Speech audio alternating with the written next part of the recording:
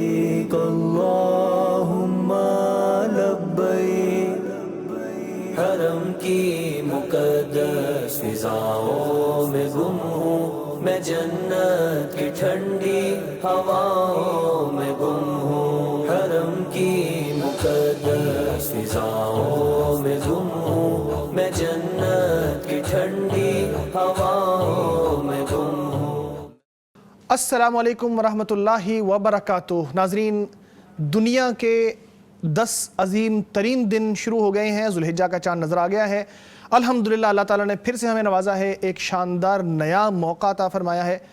यही ट्रांसमिशन आप ज़ुल्हिज्जा के पहले चंद दिनों में देखेंगे, दुनिया के अजीम तरीन दिन।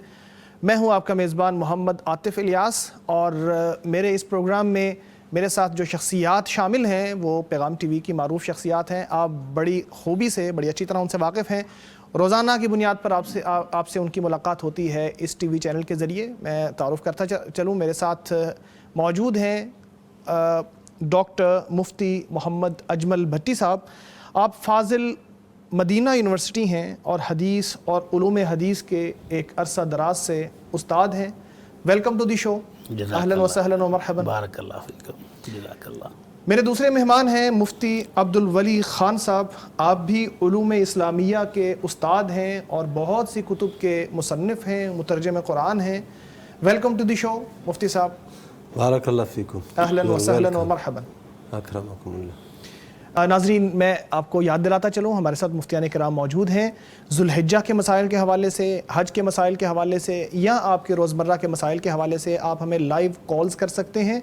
लाइव कॉल के लिए हमारा नंबर है 04211170000, यानी 04211170000।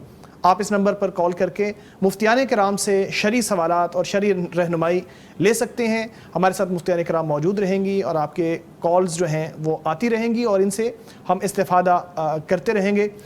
इसके साथ साथ मैं आपको ये भी बताता चलूँ कि आप हमें यूट्यूब लाइव के ऊपर देख सकते हैं। वहाँ भी आप कमेंट सेक्शन में अपने सवालात दे सकते हैं, मुफ्तियान किराम के सामने पेश कर दिए जाएंगे। चलते हैं प्रोग्राम की तरफ।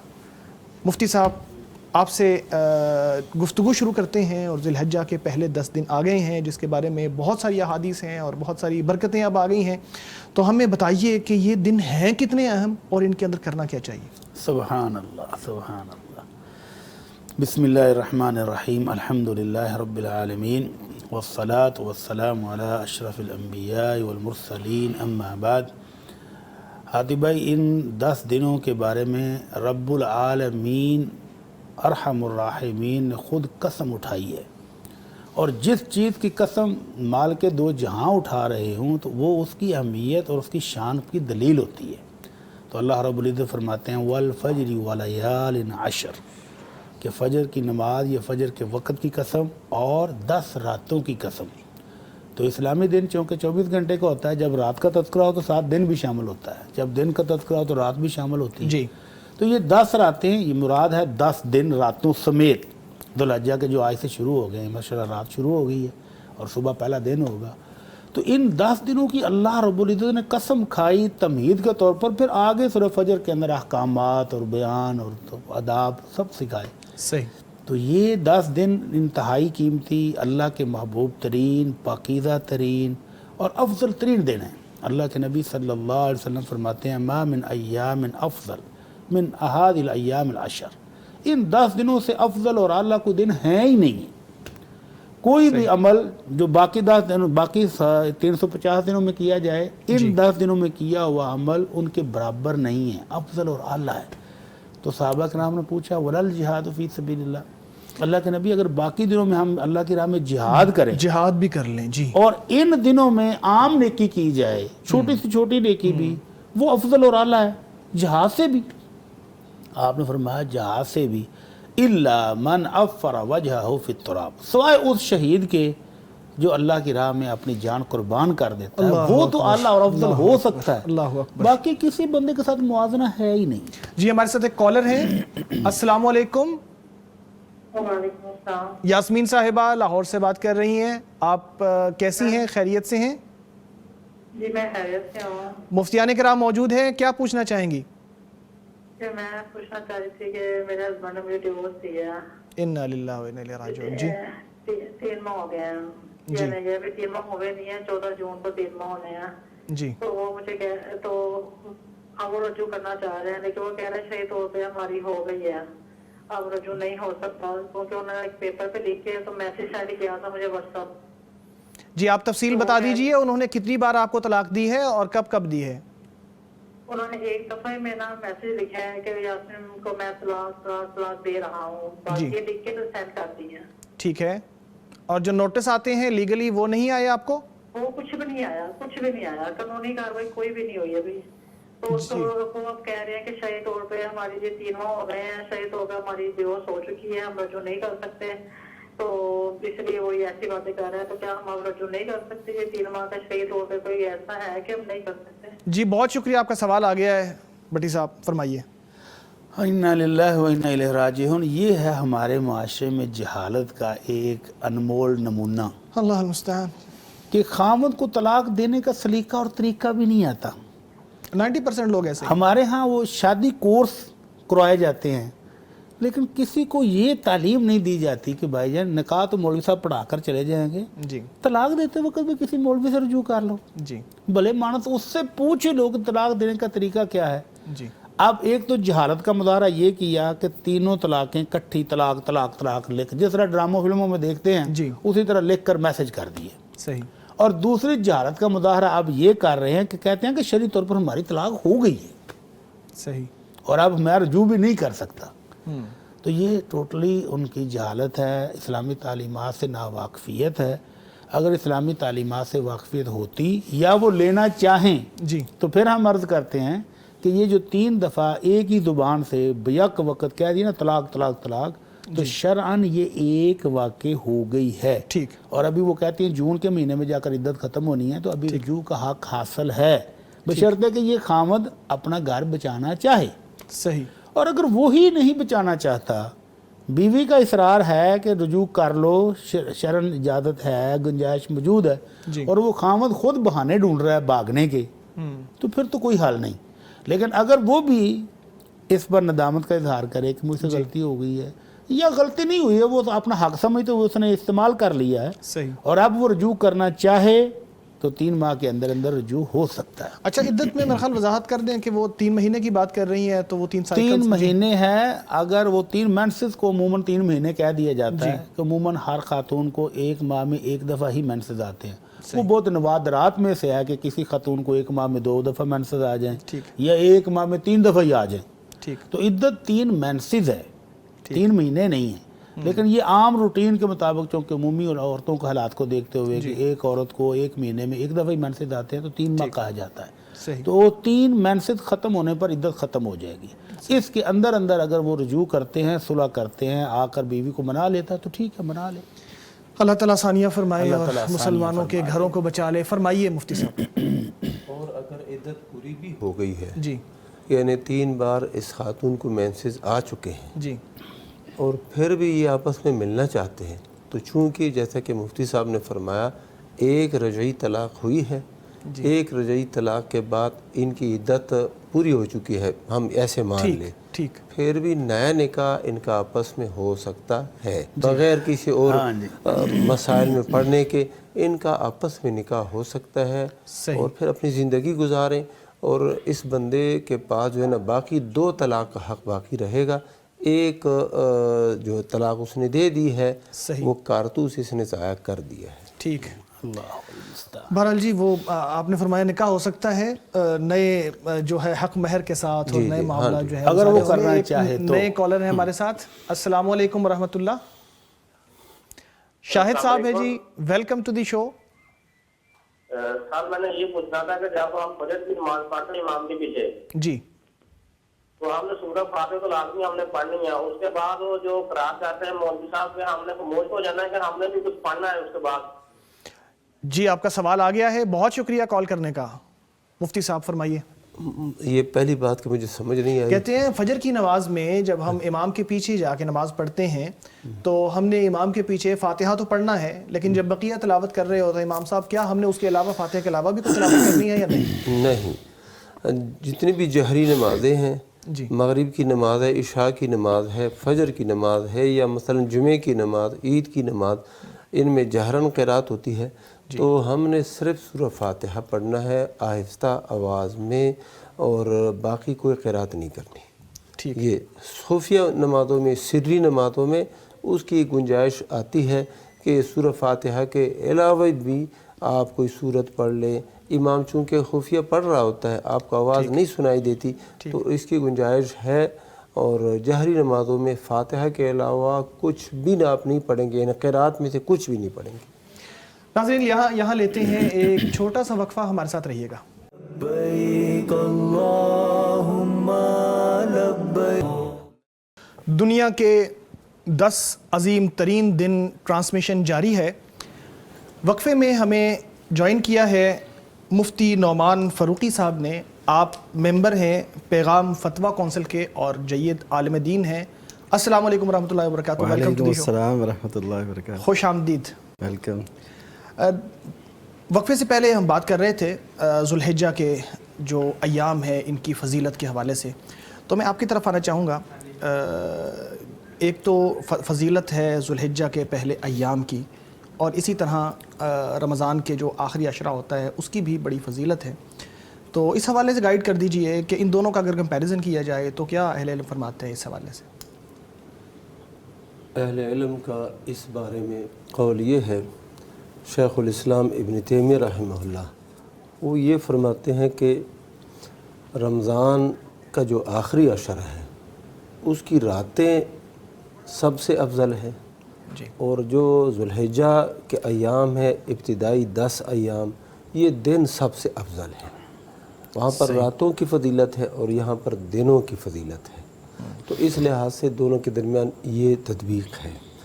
اور افضل ایام الدنیا جو حدیث مبارک ہے کہ دنیا کے سب سے افضل ایام یہ عشرہ ذو الحجہ کے یہ دن ہیں، تو تطبیق بھی یہی ہے اور راجح بھی ہمیں یہی معلوم ہوتا ہے۔ مفتی صاحب آپ یہ فرمائیے کہ آج کل جو عشرہ شروع ہوا ہے اس میں اہم ترین کرنے کے کام کیا ہیں، اور جو کام ہیں ان کی بیسکلی ایتھینٹسٹی کیا ہے، اور کون سا کام جو ہے وہ واقعی ایتھینٹک ہے اور اس کی روحانی پہلو بھی سامنے رکھیے؟ جی، ان الحمدللہ والصلاۃ والسلام علی رسول اللہ۔ حقیقت تو یہ ہے کہ جو انسان کا شعور کسی بھی حوالے سے بیدار ہوتا ہے تو اس کو نئے نئے پہلو، نئی کیفیات اس کو نصیب ہوتی ہیں۔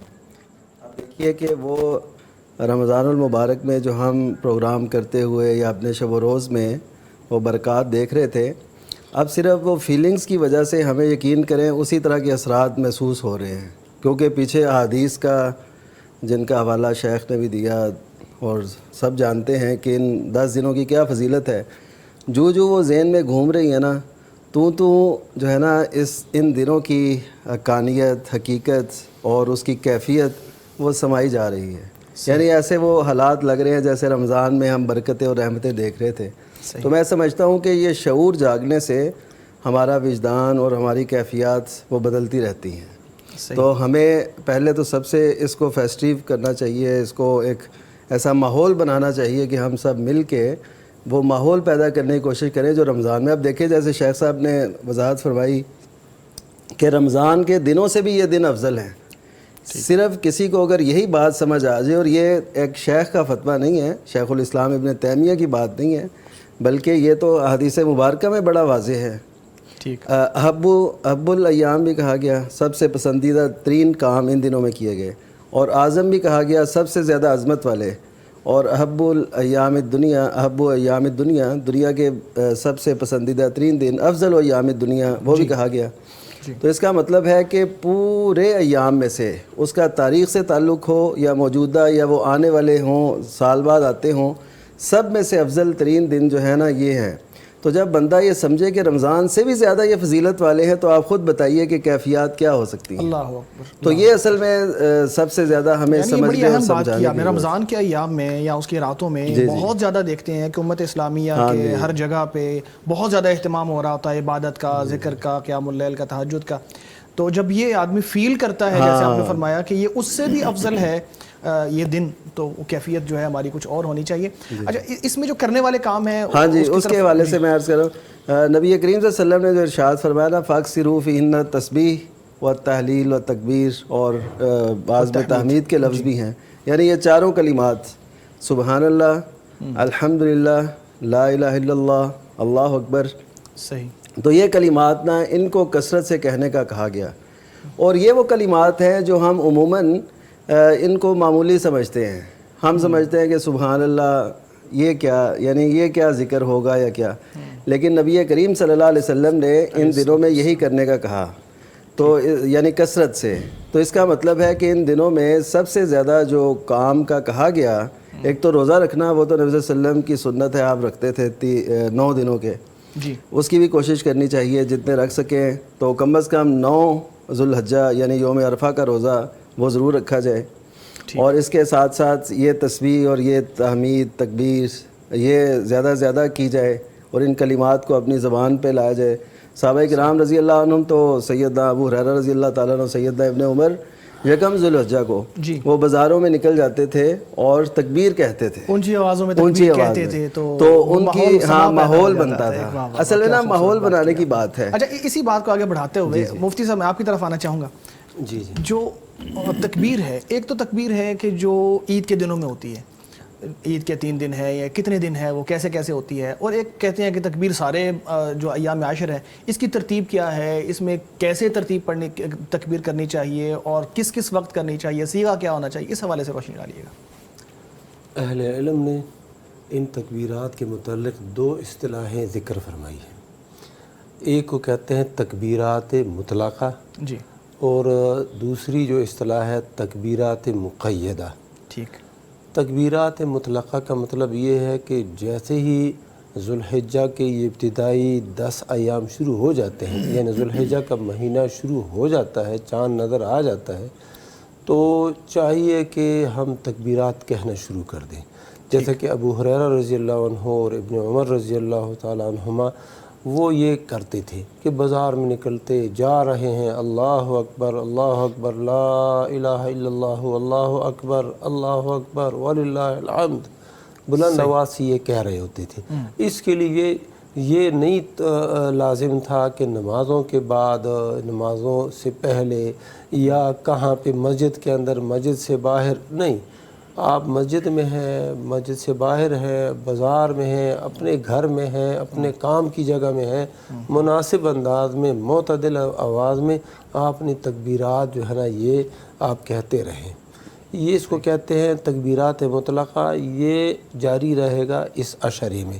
اور جو تکبیرات مقیدہ ہے وہ عرفہ کے دن 9 ذو الحجہ فجر کی نماز سے لے کے 13 ذو الحجہ نماز عصر تک، یہ نمازوں کے بعد اس کا اہتمام ہونا یعنی یہاں چاہیے. پہ جو 9 ذو الحجہ ہوگی، ہاں جی، عید سے جو پہلے ایک دن آئے گا، اس دن فجر کی نماز سے لے کے 13 ذو الحجہ کی نماز یعنی عید عصر کا تک، جو یہ چوتھا دن ہوگا، چوتھا دن ہوگا عصر کی نماز. ہاں جی، وہاں تک یہ تکبیرات نمازوں کے فوراً بعد جو ہے نا اللہ اکبر، سلام پھیرنے کے بعد اللہ اکبر، اور پھر اس کے بعد یہ تکبیرات کہنے.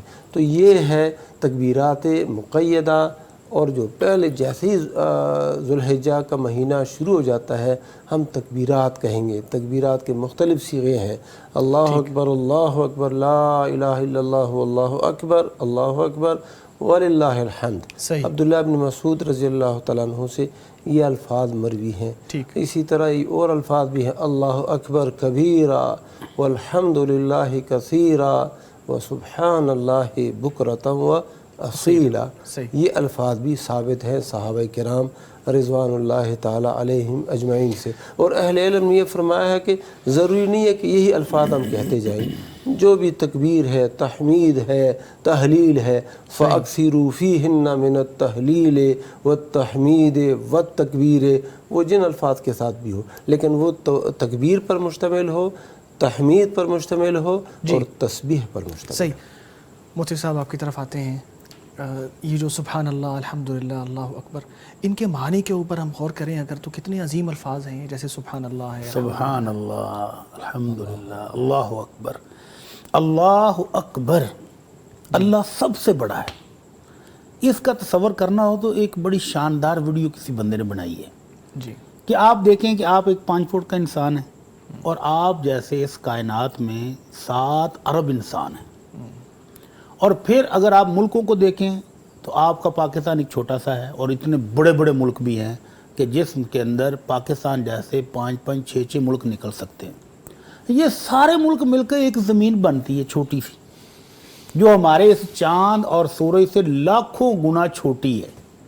صحیح، ہمارا سورج اور چاند اس سے لاکھوں گنا بڑا ہے، اور پھر اگر کائنات کو دیکھیں تو سائنسدان کہتے ہیں کہ اس سورج جیسے لاکھوں کروڑوں ستارے اور سیارے کائنات میں موجود ہیں۔ اللہ اکبر، مجھے یاد آ گئی وہ ویڈیو جس کی طرف آپ اشارہ کر رہے ہیں، وہ زوم آؤٹ جو کرتا ہے کہ آنکھ سے پھر آپ وہ لاکھوں کروڑوں دیکھیں تو وہ کہتے ہیں جب رات کو آپ دیکھتے ہیں تو ستارے جڑے ہوئے نظر آتے ہیں، اس کو ایک گلیکسی کہتے ہیں۔ صحیح، اس کے اندر لاکھوں کروڑوں ہمارے سورج سے بھی بڑے سورج موجود ہیں، ٹھیک، اور پھر وہ گلیکسیز مل کر ایک کلسٹر بنتا ہے جس کے اندر ہزاروں کے ساتھ وہ گلیکسیز ہوتی ہیں، صحیح، اور یہ کائنات کا ایک گوشہ ہے جو سائنسدان ابھی تک دریافت کر سکے ہیں۔ صحیح، یہ اس کے اوپر ہے پہلا آسمان، پھر دوسرا، پھر تیسرا، پھر 7واں، پھر اللہ کا عرش، تو اللہ کتنا بڑا ہوگا۔ اللہ اکبر، اللہ کی عظمت اور شان کو اس طرح سمجھ کر اگر ہم پڑھیں نا اللہ اکبر، اللہ سب سے بڑا ہے، پھر ہمیں انگوٹھیاں نیلی پیلی زمرد یاقوت پہننے کی ضرورت نہیں پڑتی، صحیح، پھر آپ حادثات سے بچنے کے لیے رنگ برنگے دھاگے بھی نہیں پہنتے کہ میرا تعلق تو اللہ سے ہے جو سب سے بڑا ہے۔ پھر بندہ کالی بلی سے بھی نہیں ڈرتا، کالے کتے سے بھی نہیں ڈرتا، پھر بندہ گاڑی نہیں لے کر جوتے الٹے بھی نہیں لٹکاتا، پھر گھر بنا کر اس کے اوپر بھی برتن الٹے نہیں ڈالتا، ضرورت نہیں ہے۔ تو اس کا تعلق ہے اللہ اکبر، اللہ سب سے بڑا۔ میرا تعلق اس ہستی کے ساتھ ہے جو میرے نفع اور نقصان، میری زندگی اور موت، میری خوشی اور میرا غم، میری بیماری اور میری صحت، ہر چیز کا مالک وہ ہے، تو پھر مجھے ڈرنے کی کون سی بات؟ اللہ اکبر، سبحان اللہ، میرا اللہ پاک ہے کس چیز سے؟ کہ اس کے ہاں نقص کوئی نہیں، نقص کوئی نہیں، کمی کوئی نہیں، اس کے خزانے لبریز ہیں، جو چیز بھی مانگو۔ حدیث قدسی میں اللہ تعالیٰ کہتے ہیں کہ میرے بندو اگر تم سارے انسان اور جن ایک میدان میں کھڑے ہو کر جولیاں پھیلا لو، اور سارے انسان 7 ارب انسان تو اس وقت موجود ہیں نا، تو حدیث میں ہے کہ شروع سے لے کر آدم علیہ السلام قیامت سے لے تک کے قیامت جتنے تک، آنے ہیں سارے، اور جن بھی سارے اپنی جولیاں پھیلائیں اور لے لیں، ہر بندہ اپنی اپنی مراد اپنا مقصود حاصل کر لے، تو اس کے خزانوں میں اتنی بھی کمی نہیں آتی جتنی سمندر میں سوئی ڈبو کر نکالی جائے۔ پہلی بات تو سوئی کے اوپر پانی ہے، ٹھہرتا ہی نہیں، اور دوسرا سمندر کے اندر ڈبوئے، کسی کپ یا گلاس کے اندر نہیں۔ جی، تو اتنی کمی بھی جس خزانوں میں نہیں آتی وہ ہے سبحان اللہ، اس سے مانگو وہ عطا کرتا ہے۔ اللہ اکبر، اللہ اکبر۔ تو الحمدللہ اللہ، میں چاہوں گا ماشاءاللہ باقی جو ہمارے مفتیان کرام ہیں وہ بھی شامل رہیں۔ مفتی صاحب اسی حوالے سے جو معانی ہیں ان الفاظ کے، بات کو کنٹینیو کیجیے۔ جی جی، جب شیخ تکبیر کے حوالے سے فرما رہے تھے تو میں نے کس پہ نا یعنی کہ شمار کیا، ہم اگر دیکھیں شب و روز میں کہ اذان میں تکبیر کے کلمات زیادہ ہیں، نماز میں جب ہم رکوع سجود میں جاتے ہیں تو تکبیر کے الفاظ ہیں، شروع بھی تکبیر سے ہوتی ہے۔ اچھا، نماز کے بعد بھی تکبیر کو زیادہ رکھا گیا، یعنی سبحان اللہ الحمدللہ کی نسبت تکبیر 34 مرتبہ ہے حدیث کی روشنی میں۔ صحیح۔ اچھا، پھر دیکھیے کہ جب جنازہ ہوتا ہے تو تکبیر، عیدین کی نماز ہے تو اس میں تکبیر زیادہ۔ اچھا، اور اسی طرح جب بندہ اس دنیا میں آتا ہے تو اس کو پہلے اذان سنائی جاتی ہے جس میں تکبیر۔ اب یہ اس کا مطلب ہے کہ زندگی کے آغاز سے لے کے اختتام تک ہمیں یہی بات بتائی جاتی ہے کہ اللہ سب سے بہت ہی بڑا ہے۔ کاش یہ سبق جو دین نے ہمیں دیا ہمارے رگ و پے میں سما جائے، ہمیں پھر کوئی اور بڑا لگے گا نہیں۔ میں نے شمار کیا تو تقریباً ایک دن میں ہم 450 مرتبہ جو نماز پڑھتا ہے اور اذان سنتا ہے، ایک مسجد کی اذان اور ایک مسجد کی نماز، وہ تقریباً 450 مرتبہ تکبیر سنتا یا کہتا ہے۔ یہ ایک نماز کے ساتھ ایک دن میں۔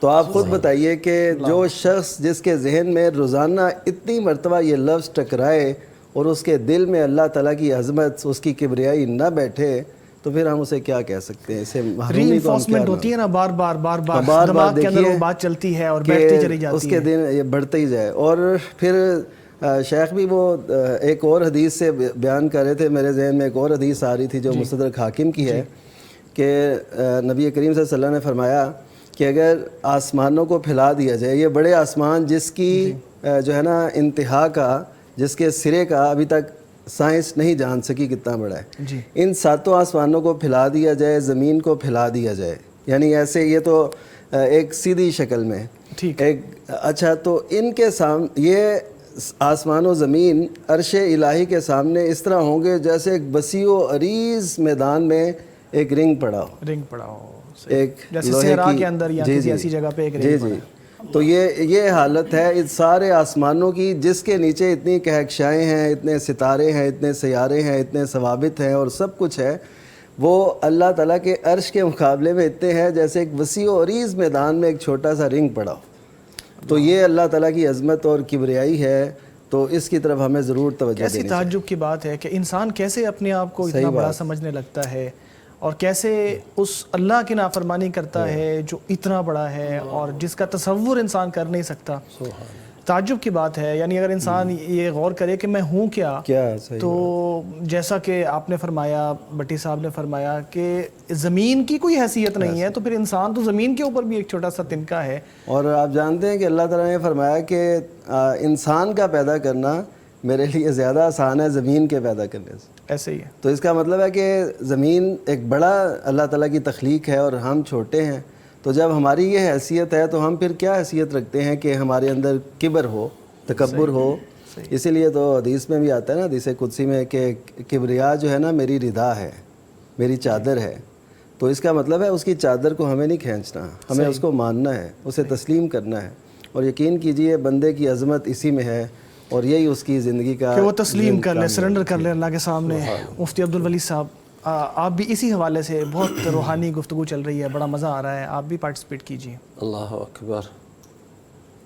میں سوچ رہا تھا سبحان اللہ، یہ کتنا عظیم کلمہ ہے، کتنا عظیم کلمہ. سبحان اللہ، اس میں ہم اللہ سبحانہ و تعالیٰ سے ہر عیب اور ہر نقص کی نفی کر رہے ہوتے ہیں. تو سبحان اللہ، اللہ ہر عیب سے پاک ہے، ہر کمی اور نقصان سے پاک ہے.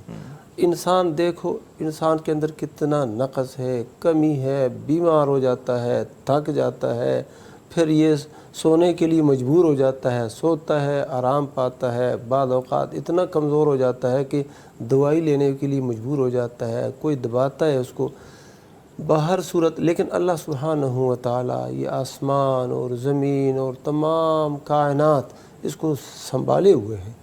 لیکن ولا یؤودہ حفظہما، ان دونوں آسمان اور زمین کی جو حفاظت ہے اللہ سبحانہ و تعالیٰ کو یہ نہیں تھکاتی. اللہ اتنا عظیم ہے، ہر عیب سے پاک ہے. اور یہ جو کلمات ہیں نا سبحان اللہ، اس کی فضیلت کتنی ہے کہ بندہ جب سبحان اللہ کہتا ہے، جنت میں اس کے لیے ایک درخت لگا دیا جاتا ہے. جی، غراس الجنہ ہے، بالکل. اور اسی طرح یہ سبحان اللہ جب یہ بندہ کہتا ہے تو وہ حدیث میں آتا ہے، صحیح بخاری کی جو آخری حدیث ہے، کلمتان ثقیلتان فی المیزان حبیبتان الی الرحمن اور خفیفتان علی اللسان، ان میں سبحان اللہ و بحمدہ سبحان اللہ العظیم. کہ یہ ایسے کلمات ہیں کہ زبان پر یہ آسان ہے، بولنے میں کوئی دقت نہیں ہے. وہ حروف جو جن میں شدت ہوتی ہے وہ ان پر یہ مشتمل نہیں ہے. اسی طرح بولنے میں آسان، اور اللہ سبحانہ و تعالیٰ کو بہت محبوب ہے. اور اس کے ساتھ ساتھ میزان میں جب یہ اعمال تولے جائیں گے ان میں یہ بہت زیادہ وزنی ہے، ثقیل ہے. وہ کون سے کلمات ہیں؟ سبحان اللہ و بحمدہ سبحان اللہ العظیم. چونکہ زبان پر بولنے کے لیے بڑی آسان ہے نا، تو عام طور پر لوگ اس کو اتنا اہم سمجھتے نہیں ہیں. سبحان اللہ کی کیا ویلیو ہے، جیسے آپ نے فرمایا کہ بہت عظیم الفاظ ہیں. یہ شعور ہونا چاہیے، شعور بیدار ہونا چاہیے اس حوالے سے. ہم یعنی اہل علم کے اندر بھی یہ کوتاہی ہے کہ ہم نہیں سمجھا سکے اپنی قوم کو، عوام کو، ان کو نہیں سمجھا سکے کہ یہ کلمات کتنے اہم ہیں، کتنے عظیم کلمات ہیں. اور اللہ اکبر اس کے بارے میں تھوڑی بات اس کے بعد کرتے ہیں. ہم نے چھوٹا سا وقفہ لینا یہاں پہ ناظرین، وقفے کے بعد حاضر ہوتے ہیں. لبیک اللہم ہواؤں میں گم ہو. ان دنوں میں جسے نیکی کی توفیق مل گئی وہ بڑا خوش قسمت ہے.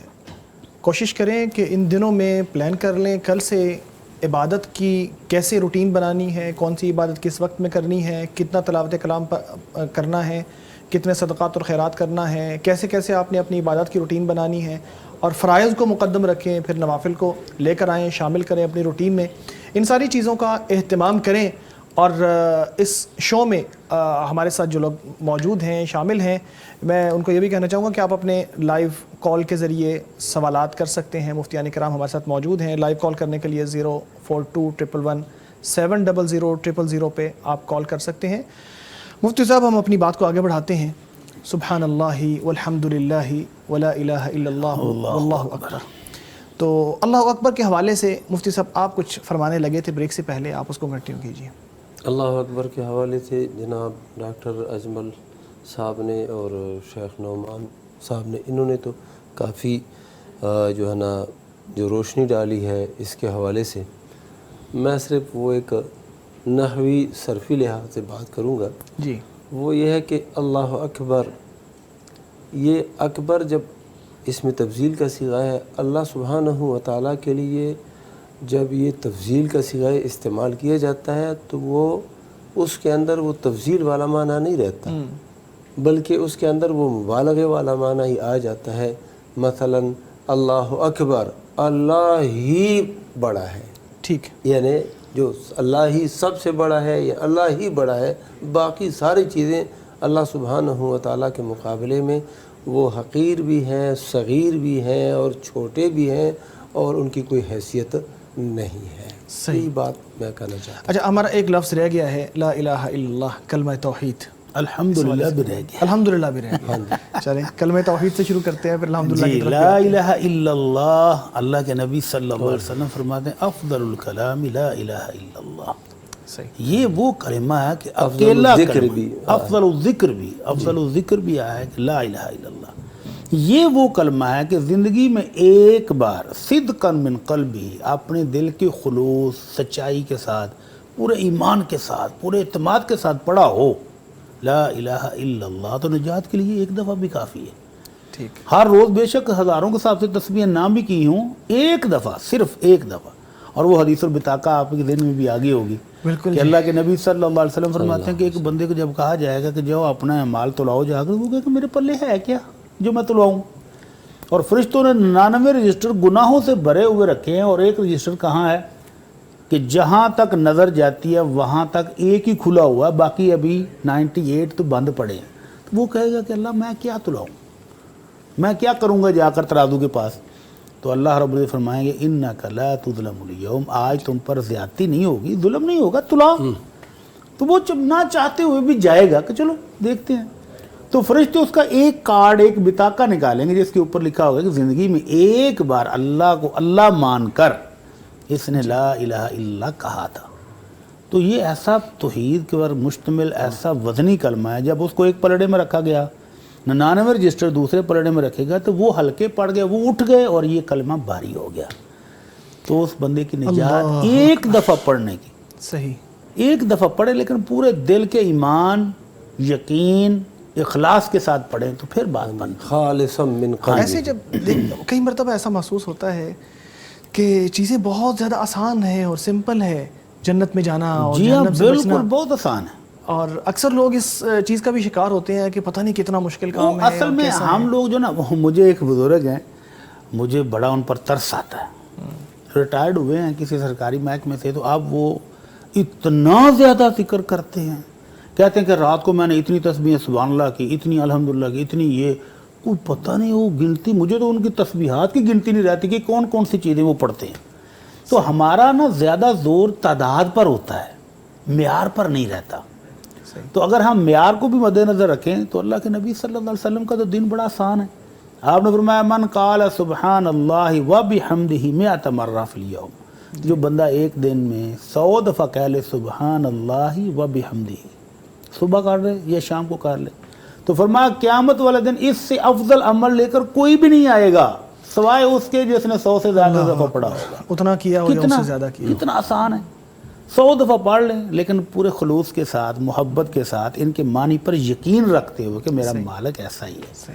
تو الحمدللہ اللہ کے نبی صلی اللہ علیہ وسلم چاہوں گا فرماتے ہیں. مفتی نعمان فاروقی صاحب بھی ہمارے ساتھ شامل رہیں, آپ فرمائیے. جی پہلی تو یہ بات ہے کہ ہمارے قومی شاعر انہوں نے بڑی پیاری ایک بات کہی کہ تو عرب ہو کہ عجم تیرا لا الہ, تو عرب ہو کہ عجم تیرا لا الہ, لغت غریب جب تک تیرا دل نہ دے گواہی. صحیح. لغت غریب مطلب اجنبی لغت ہے. وہ لا الہ الا اللہ کے اگر مفہوم اور تقاضوں سے ہم آشنا نہیں ہوتے تو یقین کیجئے یہ ایسے ہی ہے جیسے زبان کچھ بھی کہہ رہی ہے. صحیح. دل جب تک اس کا یعنی فرانسیسی زبان میں کچھ بولا جا رہا ہے, آپ کو کیا پتا کیا میں کہہ رہا ہوں, جب تک اس کے تقاضے. اور وہ ایک دوسری جگہ پہ وہی کہتے ہیں کہ نبض موجودات میں پیدا حرارت اس سے ہے, یعنی توحید سے انہوں نے پہلے ذکر کیا کہ نبض موجودات میں پیدا حرارت اس سے ہے اور مسلم کے تخیل میں جسارت اس سے ہے, جس کا مشاہدہ کچھ دن پہلے ہم نے بھارت کے ساتھ دیکھا. اور آج بھی چونکہ یوم تکبیر بھی ہے اور الحمدللہ شان و شوکت سے ملک میں منایا گیا تو اللہ تعالی ہمیں ایسی ہی عزت مزید نوازے اور ہمارے ملک کا اور ہمارے اسلام کا اللہ تعالی محافظ ہو اور اللہ تعالی ہماری حفاظت فرمائے. تو جہاں تک سبحان اللہ و بحمدہ ابھی محترم مفتی ڈاکٹر اجمل بھٹی صاحب بات فرما رہے تھے, تو اس میں دیکھیے کہ لفظ کہتا ہے نا بندہ سبحان اللہ و بحمدہ, ایک تو یہ حدیث انہوں نے بیان کی, ایک یہ ہے کہ جو 100 مرتبہ یہ کلمات کہتا ہے تو اس کے گناہ معاف ہو جاتے ہیں اگرچہ وہ سمندر کی جھاگ کے برابر کیوں نہ. اچھا آپ دیکھیے کہ میں جو بتانا چاہتا ہوں یہ کہ بندہ کہتا ہے سبحان اللہ و بحمدہ, اس نے یہاں پہ کوئی ذکر نہیں کیا یا اللہ میرے گناہ معاف فرما دے, اس نے کوئی ایسی بات نہیں کی, لیکن اس کے گناہ کیوں معاف ہوتے ہیں, یہ بات قابل غور ہے.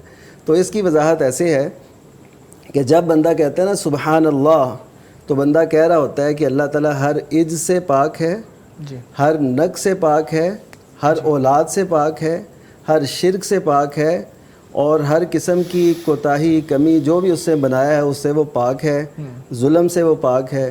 تو یہ سب کی نفی کر کے نا دوسرے اس کلمے کے دوسرے رخ پر وہ اظہار کر رہا ہوتا ہے کہ تو ہر عیب سے پاک ہے اور میرے اندر ہر عیب ہے, سارے عیب میرے اندر. کیونکہ جب بندہ اللہ تعالیٰ سے ان گناہوں ان کمی کوتاہی کی نفی کر رہا ہے, اس کا مطلب ہے جو یہ کہہ رہا ہے وہ سمجھ رہا ہے کہ میں سراپا خطا ہوں.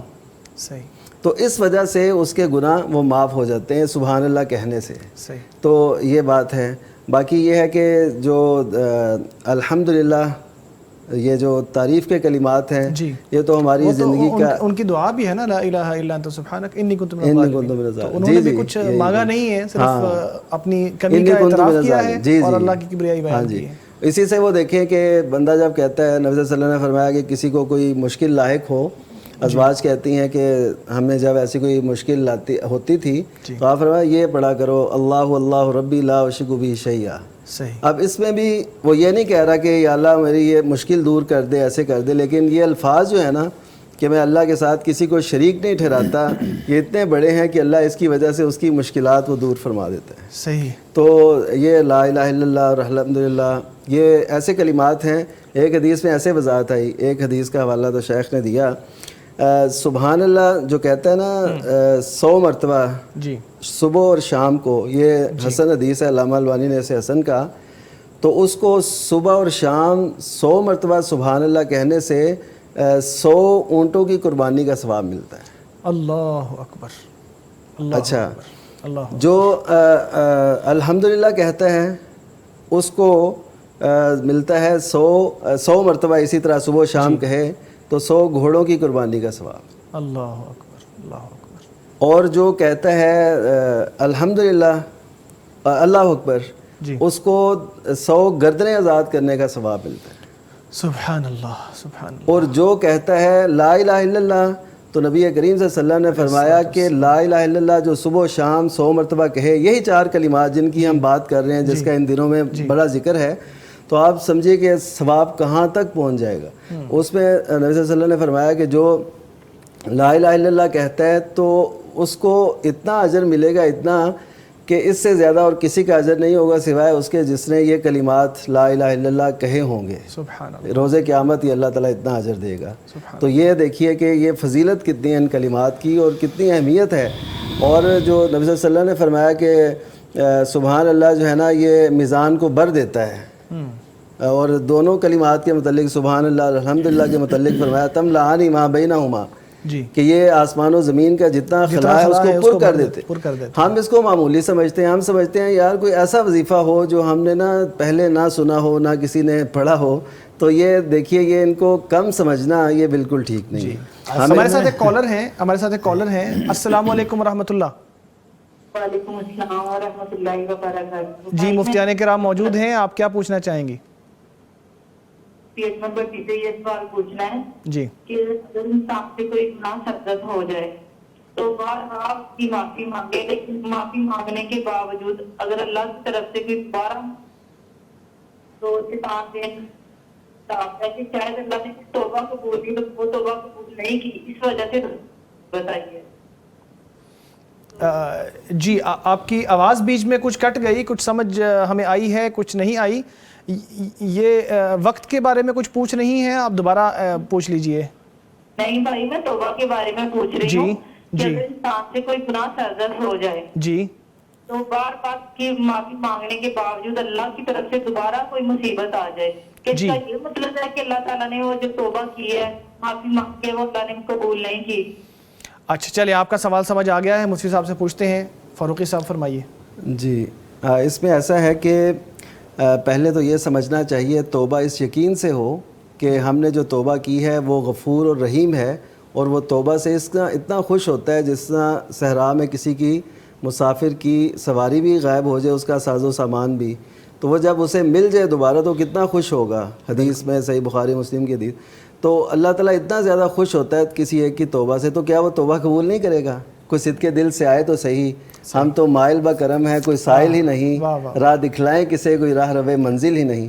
تو وہ تو یہ چاہتا ہے کہ لوگ توبہ کریں. وہ تو بتاتا ہے لوگوں کو کہ نبی عبادی انی انا الغفور الرحیم. وہ تو یہ کہتا ہے. تو وہ توبہ ضرور قبول کرتا ہے. ہمیں یقین سے توبہ کرنی چاہیے اور اس بات پہ یقین رکھنا چاہیے کہ اللہ نے توبہ قبول کی ہے. باقی یہ ہے کہ ہم یہ جو سمجھتے ہیں کہ اب ہم نے توبہ کر لی یا ہم گناہ گار ہیں تو ہم پہ یہ مشکلات آ رہی ہیں، یہ ایسی کوئی بات نہیں ہے. یعنی یہی نہیں ہے. یہ تو ہے کہ ایسا ہو سکتا ہے، لیکن بہت سی چیزیں جو نا ہم پہ آزمائش بن کے آتی ہیں. اللہ تعالیٰ ہمارا امتحان لیتا ہے. جیسے ہم اپنے پیاروں کا امتحان لیتے ہیں نا، ان کی محبت کا، ان کی چاہتوں کا، تو اللہ تعالیٰ بھی اپنے محبوب بندوں کا امتحان بھی لیتا ہے. تو ہم اگر اس کے بعد بھی توبہ کے بعد کوئی ایسی مشکل آن پڑے تو ہم یہ نہ سمجھیں کہ ہمارا گناہ تھا جس کی ہمیں سزا ملی. اس کا ایک دوسرا پہلو بھی ہو سکتا ہے کہ اللہ تعالیٰ نے ہماری آزمائش کی ہو. جیسے صحیح بخاری کی روایت ہے، میں یرید اللہ بخیر یصب منہ، اللہ تعالیٰ جس سے بھلائی کا ارادہ کرتا ہے اس کو آزمائش میں ڈالتا ہے. تو آزمائش بھی وہ ہو سکتی ہے. تو اسی طرح توبہ کی قبولیت کی ایک علامت میں بتا دیتا ہوں. وہ یہ کہ انسان کا دل اللہ تعالیٰ کے قریب ہو جائے نا، اللہ تعالیٰ کا قرب، اللہ کی یاد اسے آئے، گناہ کرتے ہوئے وہ یاد آئے، تو ایسے سمجھے اس کی توبہ قبول ہو گئی ہے. ٹھیک. تو اب اس کو بے فکر رہنا چاہیے، نہیں کہنا چاہیے توبہ قبول نہیں ہوئی، بلکہ یہ سمجھے کہ یہ آزمائش تھی، اس توبہ کے بعد آئی ہے. اب شیطان نے اس سے فائدہ اٹھاتے ہوئے کیا کرنا ہے؟ شیطان یہ چاہے گا کہ اس کو میں نہ مایوس کروں. لے تم نے توبہ کی، اتنا تم روئی یا اتنے تم روئے، اس کا کوئی اثر نہیں ہوا، تو کیا فائدہ، اب تم چھوڑو اپنی زندگی جیو. تو اس وجہ سے شیطان کے نرغے میں نہیں ایک چال بھی شیطان کی ایک یہ بھی ایک چال ہے. مفتیان کرام ہمارے ساتھ موجود ہیں. میں یہ بھی ایک کلیریفیکیشن کر دیں کہ آزمائش آتی ہے اور مصیبت آتی ہے تو کہاں پتہ چلے ہمیں کہ آزمائش ہے، کہاں پتہ چلے کہ یہ مصیبت ہے؟ اس کے درمیان فرق کیسے کریں؟ کوئی بھی فرمانا چاہیں. جی بٹی صاحب. جی قرآن مجید میں اللہ سبحانہ و تعالیٰ نے جو قاعدہ بیان فرمایا ہے کہ بعض اوقات ایسے ہوتا ہے کہ اللہ سبحانہ و تعالیٰ کسی کو کوئی سزا دیتا ہے، وَيَعْفُ عَنْ كَثِيرٍ، بہت سے گناہوں کی معافی بھی دے دیتا ہے، اور بعض کی وہ سزا دیتا ہے، تو وہ لَعَلَّهُمْ يَرْجِعُونَ، تاکہ یہ لوگ اللہ سبحانہ و تعالیٰ کی طرف رجوع کریں. اور دوسری آیت کریمہ میں ظہر الفساد فی البر والبحر بما کسبت ایدی الناس، اپنے کرتوت ہوتے ہیں اور پھر مسائل پیدا ہو جاتے ہیں، تو وہ بھی ایک آزمائش بھی ہوتی ہے، اور اسی طرح اللہ سبحانہ و تعالیٰ بندے کو آزماتا ہے، یاد دہانی کراتا ہے، اور بعض اوقات تھوڑی سی سزا مل جاتی ہے۔ اس سزا کا مطلب یہ ہے کہ بندہ اللہ سبحانہ و تعالیٰ کی طرف مکمل رجوع کرے اور پختگی اختیار کرے اور گناہوں سے مکمل باز آ جائے۔ یعنی یہ نہیں ہے کہ ہمیشہ وہ جو ایک حالت آتی ہے بندے کے اوپر وہ صرف آزمانے کے لیے ہوتی ہے، بعض اوقات تھوڑے سے نا وہ سزا دینے کے لیے بھی ہوتی ہے۔ صحیح، دونوں صورتیں ہوتی ہیں۔ صحیح، جزاک اللہ خیر۔ تھوڑی اس کی وضاحت میں بھی تھوڑی سی کر دوں آپ کے سوال کی روشنی میں۔ جی فرمائیے۔ وہ یہ ہے کہ دیکھیے آزمائش اور سزا یا عذاب کہہ لیں، ان دونوں میں فرق کیسے پتہ چلے؟ اگر عذاب ہوگا تو بندہ جو ہے نا وہ اللہ تعالیٰ کا وہ قرب نہیں پا سکے گا، آزمائش ہوگی تو اس کو اللہ تعالیٰ کا قرب میسر آئے گا، یعنی ایک علامت کے طور پہ۔ جیسے ہم نے کوئی امتحان دیتے ہیں تو ہمارا جو ہے نا درجہ بلند ہو جاتا ہے پہلے سے، ہم نے اب یہ کر لیا یہ کر لیا، تو اسی طرح جو ان آزمائشوں سے جب گزرتا جاتا ہے نا اللہ کا مزید قرب ملتا جاتا ہے۔ اب دیکھیے سیدنا ایوب علیہ السلام ہیں، ان کو کتنی مشکل آئی، لیکن انہوں نے یہ نہیں کہا کہ تو نے مجھے کیوں بیمار کیا، اور بھی بڑے لوگ تھے، میں تو تیرا بندہ تھا، یہاں تک کہ بیماری کا ذکر ہاں جی گرا، ہاں جی مسنی الضر، مجھے تکلیف پہنچی ہے، یعنی وہ بھی کتنی دیر بعد جا کے۔ تو یہ آزمائش سے اگر اللہ کا قرب اور اس کا ساتھ نہ چھوٹے تو اس کا مطلب ہے کہ وہ آزمائش تھی اور یہ بندہ اس میں کامیابی سے ہمکنار ہوا ہے۔ اور اگر وہ اللہ تعالیٰ کے شکوے کرنے لگ گئے کہ اتنے لوگ ہیں، پچھلے سال میرے ساتھ یہ ہو گیا تھا، اب یہ ہو گیا، میرے بچے کو ایسا ہو گیا، اگر یہ سوچنے لگ جائے تو اس کا مطلب ہے وہ اس پہ سزا ہی تھی اور وہ اس کو سزا کے طور پر ہی جھیل رہا ہے، برداشت کر رہا ہے۔ یہ ایک نمایاں فرق ہے ان دونوں عذاب اور آزمائش کے اندر، یعنی پہلے کے بعد اسے قرب ملے گا، آزمائش کے بعد اسے قرب ملے گا، اور اگر سزا ہوئی تو وہ اگر کامیاب نہیں ہوتا تو اس کے لیے بڑے دشوار گزار لمحات ہوں گے۔ اللہ سے دعا ہے اللہ دونوں آزمائش سے بھی بچائے اور ہمیں مصیبتوں اور عذاب سے بھی بچائے۔ ناظرین چھوٹا سا وقفہ لیتے ہیں پھر حاضر ہوں گے۔ فضاؤں میں گم ہوں میں، جنت کی ٹھنڈی ہواؤں میں گم ہوں۔ دنیا کے 10 عظیم ترین دن کے حوالے سے جو پروگرام آپ دیکھ رہے ہیں، اس میں آپ کو پھر سے خوش آمدید کہتے ہیں۔ ناظرین ہمارے ساتھ مفتیان کرام موجود ہیں، اور آپ اگر سوالات کرنا چاہیں، شرعی رہنمائی چاہیں تو آپ رابطہ کر سکتے ہیں 0421117000 پہ، یعنی 0421117000 اس نمبر پر آپ رابطہ کر سکتے ہیں۔ اسی طرح آپ یوٹیوب کے کمنٹ سیکشن میں اپنا سوال لکھ کے بھیج سکتے ہیں، وہ بھی مفتیان کرام کے سامنے پیش کیا جائے گا۔ یوٹیوب سے ایک ہمیں سوال موصول ہوا ہے۔ السلام علیکم، اللہ سے معافی مانگنے کے بہترین کلمات کون سے ہیں؟ جی مفتی صاحب فرمائیے۔ بہترین طریقہ توبہ اور استغفار کا یہ ہے کہ 2 رکعت نفل نماز پڑھے جی، اور اس کے بعد اپنی زبان میں توبہ استغفار کر لے، اور اگر عربی میں کرنا چاہتا ہے تو استغفر اللہ الذی لا الہ الا هو الحی القیوم واتوب الیہ۔ یہ وہ عظیم کلمات ہیں کہ اللہ کے نبی صلی اللہ علیہ وسلم فرماتے ہیں کہ میدان جنگ سے فرار ہونے والا بھی اگر ان کلمات کے ساتھ توبہ کرے تو اللہ اس کی توبہ بھی قبول کر لیتے ہیں۔ اللہ اکبر۔ اور وہ کلمات جو یونس علیہ السلام نے مچھلی کے پیٹ میں کہے تھے، جب چاروں طرف اندھیرا، مچھلی کے پیٹ کا اندھیرا، سمندر کا اندھیرا، کوئی ریسکیو ٹیم نظر نہیں آتی، اس وقت کہے تھے لا الہ الا انت سبحانک انی کنت من الظالمین۔ اللہ تعالیٰ کی توحید کا اقرار کرنے کے ساتھ اپنی غلطی کا اعتراف بندہ کرے تو یہ کلمات بھی ایسے ہیں کہ اللہ کے نبی صلی اللہ علیہ وسلم فرماتے ہیں جو بندہ ان کلمات کے ساتھ دعا کرتا ہے اللہ اس کی دعا قبول کر لیتے ہیں۔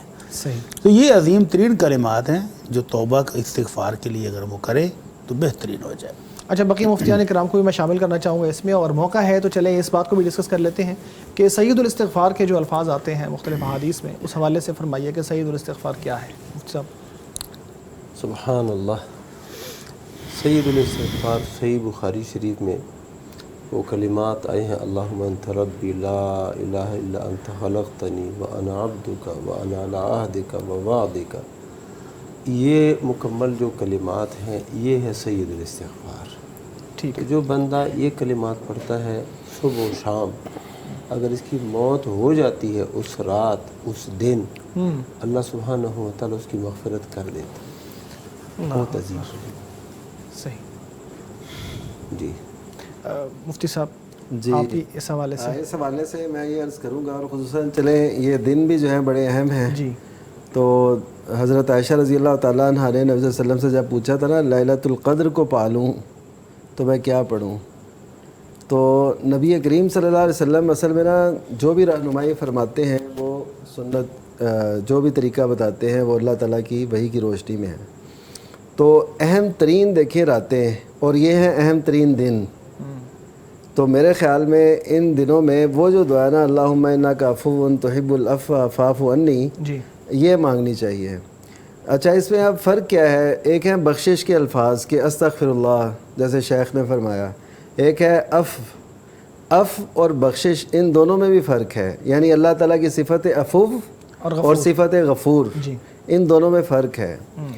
تو نبی کریم صلی اللہ علیہ وسلم نے جو حضرت عائشہ رضی اللہ تعالیٰ سے یہ فرمایا نا تم یہ کہو، تو ان میں ایک راز یہ ہے کہ عفو کا معنی یہ ہوتا ہے کہ وہ جو گناہ ہے نا ہمارے وہ ہمارے کھاتے میں چڑھے ہی نہ، یعنی اللہ تعالیٰ درگزر فرما دے.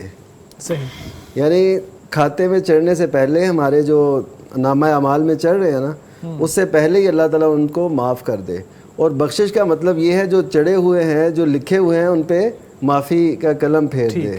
تو یہ دونوں یعنی درگزر ہم بھی جانتے ہیں، درگزر کہتے ہیں اگنور کرنا، تو وہ یہ ہوتا ہے کہ وہ اللہ تعالیٰ ہمیں ویسے ہی معاف کر دے، یعنی آئیں ہی نہ. تو بخشش تو بعد میں ہوتی ہے، تو جب آئیں گے نہیں تو پھر بخشش کا سوال وہ ہوگا نہیں. تو یہ یعنی عفو جو ہے نا اس میں زیادہ وہ بخشش سے زیادہ وہ ہے مفہوم. تو اس وجہ سے ہمیں اس طرف بھی آنا چاہیے اور اللہ کو یہ سمجھنا چاہیے کہ انکا عفون، کہ تو بہت زیادہ معاف فرمانے والا ہے اور درگزر فرمانے والا ہے. تو ہمیں یہی چاہیے کہ ہم تجھ سے معافی چاہتے ہیں. اور یہ اصل میں ایک جذبے کا نام ہے نا کہ بندہ جیسے انہوں نے سوال کیا، ایک جذبہ ہے اندر کہ معافی کن الفاظ سے مانگوں. میں کہتا ہوں اللہ تعالیٰ کے یہاں اس کی بڑی قدر ہے کہ ایک نوجوان ہو اور وہ یہ سوال کر رہا ہو کہ جی مجھے بخشش چاہیے. اچھا اسی طرح ایک اور سوال ہمیں یوٹیوب کے کمنٹ سیکشن میں موصول ہوا ہے کہ اگر اللہ سے دل اداس ہو جائے اور جیسے انسان کا دل کرتا ہے اپنی ماں سے ملنے کا، اس طرح اللہ کے دیدار کا دل کرنے لگے، تو کیا یہ ٹھیک ہے؟ مفتی صاحب فرمائیے.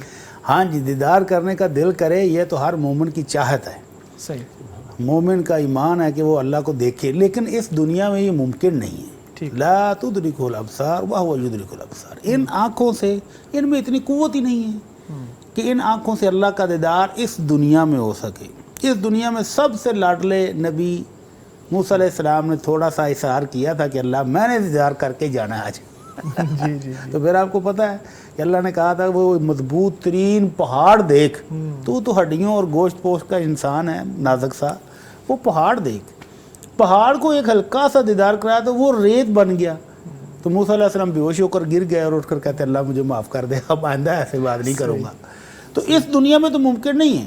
البتہ جنت میں اللہ رب العزت اپنے مومنوں کو سپیشل دیدار کروائیں گے، اور یہ جنت کی تمام نعمتوں سے بڑی نعمت ہوگی جب اللہ رب العزت اپنا دیدار کرائیں گے. اس وقت ان آنکھوں میں وہ قوت بھی وہ اللہ مالک خود عطا کرے گا اور اپنا دیدار کروائے گا. ہمارے ساتھ ایک کالر ہے. السلام علیکم. جی وعلیکم السلام ورحمۃ اللہ وبرکاتہ. جی مرزا شفیق صاحب فرمائیے کیا سوال کرنا چاہیں گے؟ الحمدللہ آپ ٹھیک ہیں؟ مفتی سبحان مفتی صاحب کو میرا اسلام صاحب جو بھی آئے ہیں، تو میں نے ایک سوال کرنا ہے کہ جو نا عورتیں بعض اوقات وہ گرمی کی شدت کی وجہ سے نا بالوں کو لپیٹ کر منہ ایسے دورا بنا لیتی ہے، ایسے نماز پڑھنا جائز ہے؟ جی بہت شکریہ، آپ کا سوال آ گیا ہے مفتیان کرام سے. جی جی. اور دوسرا میرا یہ سوال ہے کہ زکوٰۃ نقد آپ پیسے پڑے ہوں کم از کم کتنے ہوں تو زکوٰۃ اس پر فرض ہے؟ جی 2 سوال آگے. آپ کے بہت شکریہ پیغام ٹی وی کال کرنے کے لیے.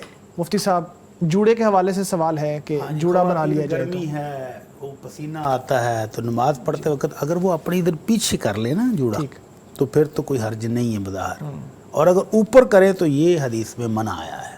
ٹھیک ہے. تو جوڑا کرتے وقت اگر بالوں کو انہوں نے باندھنے ہیں، اول تو مینیاں بنا کر رکھیں جو کہ طریقہ ہے صحابیات کا کہ میڑیاں بنا کر رکھیں, بال کو گوند کر رکھیں. اگر گوندے نہیں ہیں, بال کھلے ہیں اور نماز پڑھتے وقت ہی اسپیشل وہ کرتی ہیں تو اوپر پیچھے کر لیں, اوپر نہیں کرنے چاہیے. ٹھیک. اور دوسرا سوال ان کا زکوٰۃ کا ہے. دوسرا سوال زکوٰۃ کے حوالے سے کم مقدار نقد پیسوں کی کتنی ہو تو اس پر زکوٰۃ بنتی؟ نقد پیسوں کی زکوٰۃ یعنی وہ 52.5 تولہ چاندی یہ ہے بنیادی نصاب. اب اس کی قیمت کتنی بنتی ہے تو رمضان میں ہم نے اس کا حساب لگایا تھا تو وہ 1,85,000 روپے کم و بیش وہ حساب بنتا تھا. اب میرا خیال ہے چاندی مزید مہنگی ہو گئی ہے تو یہ کم از کم کوئی 1,90,000 یا 2,00,000 کے 5,000 کا فرق پڑ گیا ہوگا. ہاں جی, تو یہ اتنے پیسے بندے کے پاس ہوں اور اس پر سال گزر جائے تو پھر زکوٰۃ لازم ہے اس بندے کی. ٹھیک. ہاں جی. اور وہ جو بالوں کا جوڑا ہے نا جی, اس کے بارے میں تھوڑا سا میں یہ بھی بتا دوں کہ ایک تو ہوتا ہے نا وہ فولڈ کرنا, جی, یعنی نیچے سے اوپر کی طرف فولڈ کر کے پھر پیچھے باندھ لے یا اوپر باندھ لے, یہ اس کی تو یعنی گنجائش نہیں ہے.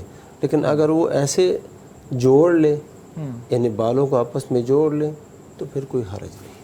یعنی جو ہیئر سٹائل ہے اس کو باقاعدہ اوپر کو ابھارا نہ جائے. ہاں جی. لیکن پیچھے اگر باندھ لیا جائے ویسے ہی اوپر بھی باندھ سکتے ہیں یا پیچھے کی طرف اوپر نہیں باندھ سکتے جیسے مفتی صاحب نے فرمایا. ٹھیک ہے مفتی صاحب, آپ اس حوالے سے مزید کچھ فرمانا چاہیں تو فرما سکتے ہیں. جی, اصل میں ایسا ہے, یہ جو سوال بنیادی طور پہ پیدا ہوتا ہے نا, اس حوالے سے کچھ تحقیق جو جہاں تک میں پہنچا ہوں, جی, مردوں کے لیے تو ممانعت ہے کلی طور پر کہ وہ اپنے بال باندھ کے نماز پڑھیں. ٹھیک ہے. حضرت ابن مسعود رضی اللہ تعالیٰ نے ایک شخص کو دیکھا, اس ٹائم بالوں پہ نا باندھا ہوا تھا کچھ, تو حضرت ابن مسعود نے نماز کے دوران ہی کھول دی. ان کو غصہ بھی لگا, جن کی وہ کھولی تھی, وہ چٹیا کہہ لیں یا کیچر کہہ لیں, جو بھی تھا وہ کھولا. تو انہوں نے پھر پوچھا تو انہوں نے کہا کہ نبی صلی اللہ علیہ وسلم نے تو اس سے منع فرمایا کہ آدمی نماز پڑھ رہا اور معقوس ہو. وہ معقوس کا مطلب ہے کہ اس نے اپنے بال باندھے ہوئے ہوں. ٹھیک ہے. اصل میں وہ جو حدیث مبارکہ نا دوسری صحیح بخاری میں آتی ہے اور دیگر کتب میں کہ مجھے روکا گیا ہے کہ یہ کہا گیا ہے کہ میں 7 اعضاء پہ سجدہ کروں, اور مجھے روکا گیا ہے کہ میں اپنے بال اور کپڑے جو ہے نا وہ سمیٹوں. ٹھیک ہے. تو اس سے ہاں جی, اس کا مطلب پتہ ہے کیا ہے, لوگ عموماً اسے سمجھتے ہیں فولڈنگ سے منع ہے, لیکن میں جس نتیجے پہ پہنچا ہوں جو تحقیق ہے وہ یہ ہے کہ فولڈنگ سے منع نہیں ہے, وہ ہے اکٹھا کرنے سے, کہ بندہ سجدے میں جائے کہ میرے بال نیچے نہ لگ جائیں تو اس وجہ سے وہ سمیٹتا ہے. تو وہ مردوں کے لیے ممانعت ہے. ائمہ نے فقہا نے یہ بات لکھی ہے باقاعدہ کہ عورت اس نے تو ویسے ہی اپنے بالوں کو چھپا کے رکھنا ہے, وہ تو نیچے لگیں گے نہیں, اس وجہ سے وہ بالوں کو اگر سمیٹتی ہے, وہ جوڑا بناتی ہے تو اس پہ کوئی حرج نہیں ہے. یہ حدیث عورت کے لیے ہے ہی نہیں ہے. صحیح. لیکن وہ دوسری اس حوالے سے جو حدیث آتی ہے کہ اونٹ کی جو کوہان سے مشابہت دی گئی, ہاں جی, وہ ہے اوپر بنانا, کیونکہ کوہان بھی اوپر ہوتی ہے نا, تو اس کے لیے دونوں مفتیان نے فرما دیا کہ اوپر بنانا یہ تو ٹھیک نہیں ہے. ٹھیک, جزاک اللہ خیر. ایک اور کالر ہے ہمارے ساتھ. السلام علیکم. جی, محمد ناصر صاحب, کیا پوچھنا چاہیں گے مفتیان کرام سے؟ آپ اپنے جو ٹی وی ہے اس کا والیوم پلیز بند کر دیجئے تاکہ آپ کی آواز ہمیں کلیئر موصول ہو. جی فرمائیے.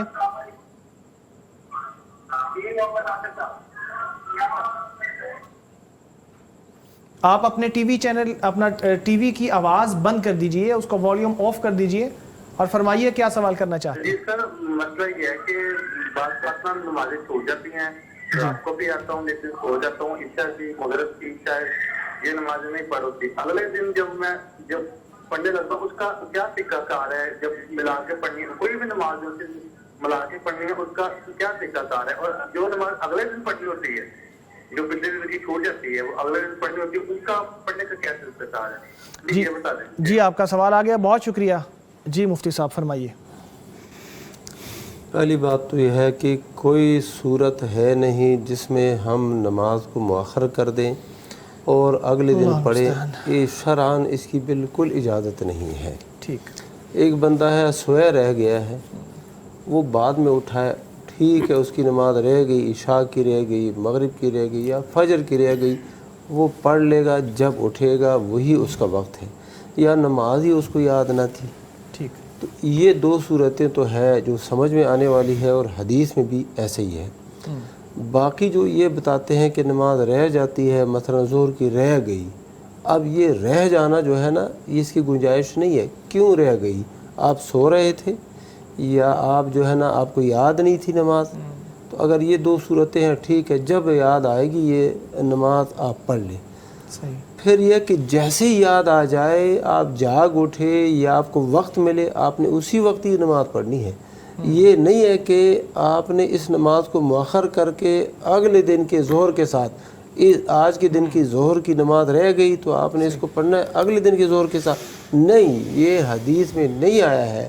یہ غلط فہمی ہے لوگوں کی کہ آج عصر کی رہ گئی ہے تو اب میں نے مغرب کے بعد، عشاء کے بعد، فجر کے بعد، ظہر کے بعد نہیں پڑھنی، بلکہ عصر کے ساتھ جا کے پڑھنی ہے۔ یہ تصور ہی غلط ہے۔ لہذا نمازوں کو بر وقت ادا کیا جائے، کیونکہ نمازوں کی پابندی اور نمازوں کی ادائیگی اللہ سبحانہ و تعالیٰ نے اس کی ادائیگی مقرر کی ہے اوقات میں، کہ ان اوقات کے اندر اس کی ادائیگی کرنی ہے۔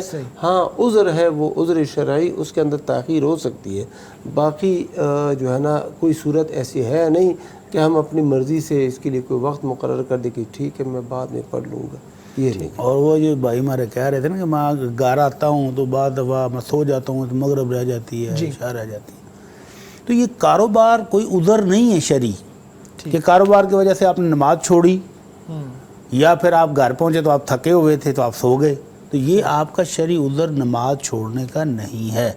اللہ کے نبی صلی اللہ علیہ وسلم تو میدان جہاد میں بھی نماز پڑھائی ہے جبکہ جنگ ہو رہی ہوتی تھی، جنگ کے دوران بھی نماز کی چھٹی نہیں ہے۔ بیمار آدمی کو حکم ہے کہ اگر وہ کھڑا بھی نہیں ہو سکتا تو بیٹھ کے پڑھے، بیٹھ بھی نہیں سکتا تو لیٹ کر پڑھے۔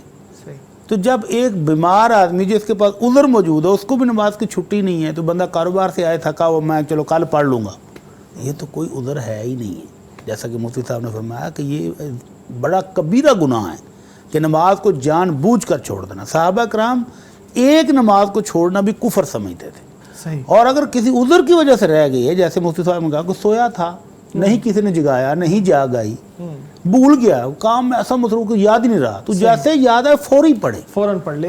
ان سوال کا ایک حصہ یہ تھا کہ 2 نمازوں کو جمع کرنے کا طریقہ بھی بتا دیں تو مفتی صاحب آپ فرمائیں۔ جی، اس سے پہلے میں تھوڑی سی یہ بات عرض کرتا چلوں کہ اگر یہ نبی صلی اللہ علیہ وسلم نے سہولت دی ہے کہ اگر کوئی شخص کبھی اس کو بڑی نیند آئی ہوئی ہے، اس کو پتہ نہیں چل رہا میں کیا کہہ رہا ہوں، تو آپ نے فرمایا کہ وہ سو جائے اور پھر اٹھ کے نماز پڑھے۔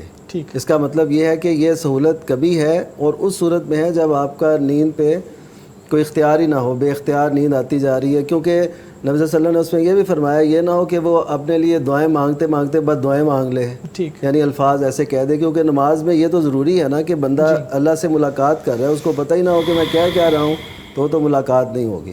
تو یہ ایک چیز ہے، اس کو ضرور اپنے پیش نظر رکھنا چاہیے۔ اور دوسرا جو جمع بین الصلاتین کی بات انہوں نے کی، وہ اس صورت میں ٹھیک ہے، اس میں بھی نبی صلی اللہ علیہ وسلم نے جو مدینہ میں جمع کیا بغیر خوف اور مطر کے، اس میں یہ لفظ ہیں کہ اپنی امت پہ مشکل نہ ڈالیں، یعنی کبھی ایسی صورت پیش آ جائے تو ان کے سامنے دلیل ہو کہ اپنے شہر میں بھی، اپنے علاقے میں بھی آپ جمع کر سکتے ہیں۔ اور جمع کی صورت یہ ہوتی ہے صرف ظہر اور عصر کو جمع کر سکتے ہیں، اسی طرح مغرب اور عشاء کو جمع کر سکتے ہیں، صرف ان دو، ان دو، نہ فجر کو ظہر کے ساتھ جمع کر سکتے ہیں، نہ عشاء کو فجر کے ساتھ جمع کر سکتے ہیں، نہ عصر کو مغرب کے ساتھ جمع کر سکتے ہیں۔ ٹھیک ہو، اور پانچوں نمازیں تو بالکل بھی جمع نہیں کر سکتے۔ الحمدللہ۔ یہ تھوڑی سی بات میں یہ بھی میں کالر لیتے ہیں، اس کے بعد پھر آپ کی بات کی طرف آئیں گے۔ السلام علیکم۔ وعلیکم السلام، سیف اللہ صاحب بات کر رہا ہوں سیالکوٹ سے۔ جی اہلاً و سہلاً، فرمائیے کیا پوچھنا چاہیں گے؟ میرا سر سب سے پہلے تو آپ سب لوگوں کو السلام علیکم ورحمۃ اللہ وبرکاتہ۔ وعلیکم السلام ورحمۃ اللہ وبرکاتہ۔ بہت شکریہ آپ کی محبت کا۔ جی، اور سر میرا سوال یہ ہے کہ میں اور میرا دوست جو ہے نا لوڈر چلاتے ہیں، تو دوپہر کو کسی ٹائم کھانا زیادہ تر ہمیں اکٹھا ہوٹل پہ کھانا پڑتا ہے، جی تو میں نا روٹی جب توڑتا ہوں تو یہ جو دایاں ہاتھ ہے اس سے توڑتا ہوں، اس کا دوسرا یہ جو بایاں ہاتھ ہے روٹی کو نہیں نکالتا، تو وہ بار بار مجھے ٹوکتا ہے اس بات پہ کہ یہ کھانا صحیح نہیں کھاتا، دونوں ہاتھوں سے روٹی توڑنی چاہیے۔ میں ذرا مفتی صاحب یہ کنفرم کرنا چاہتا تھا جی، اس کے بارے میں ذرا بتا دیں مجھے۔ جی بہت شکریہ، آپ کا سوال لیتے ہیں مفتی صاحب سے۔ مفتی صاحب فرمائیے۔ یہ تو کوئی کسی بھی میرے علم میں تو ایسی کوئی حدیث نہیں ہے کہ دائیں ہاتھ سے روٹی کھائیں یا دونوں ہاتھوں سے کھائیں، کوئی تکلف کی ضرورت نہیں۔ اگر دائیں ہاتھ سے روٹی کھاتا تو بہت بہترین ہے کہ اللہ کے نبی صلی اللہ علیہ وسلم دائیں ہاتھ سے ہی کھانا کھاتے تھے، تو دائیں ہاتھ سے کھاتا تو بالکل ٹھیک ہے۔ اور اگر بائیں ہاتھ کو روٹی توڑتے وقت ضرورت پڑ جائے ساتھ لگانے کی تو لگا رہے، اور اگر وہ دائیں ہاتھ سے توڑنے میں آسانی محسوس کرتا ہے تو پھر تو کوئی حرج ہی نہیں ہے. صحیح. دائیں ہاتھ سے کھانا ہے, دائیں ہاتھ سے پینا ہے, مشروب لینا ہے, دینا ہے, دائیں ہاتھ استعمال کرنا ہے. تو اللہ کے نبی صلی اللہ علیہ وسلم نے باقاعدہ ہاتھ عمر بن سلمہ کو کہا تھا غالباً یا عمر بن سلمہ کہ کل بیمینک وکل مما یلیک, کہ دائیں ہاتھ سے کھاؤ اور اپنے سامنے سے کھاؤ. تو بسم اللہ پڑھ کے سامنے سے کھائیں, دائیں ہاتھ سے کھائیں. اگر بائیں ہاتھ کی ضرورت پیش آ جائے, مثلا بوٹی کھانی ہے, اس کو ہڈی پکڑ کے کھانی ہے, دونوں ہاتھ لگائیں, کوئی حرج نہیں ہے. اور اگر ایک ہاتھ سے کھانا آسانی ہے, کوئی چیز کھا رہے ہیں آپ چمچ کے ساتھ, کوئی یا روٹی کھا رہے ہیں, دائیں ہاتھ سے کھاتے جائیں, کوئی ممانعت نہیں ہے. تو بائیں ہاتھ استعمال کریں بوقت ضرورت یا نہ کریں, اس کی کوئی ممانعت نہیں ہے.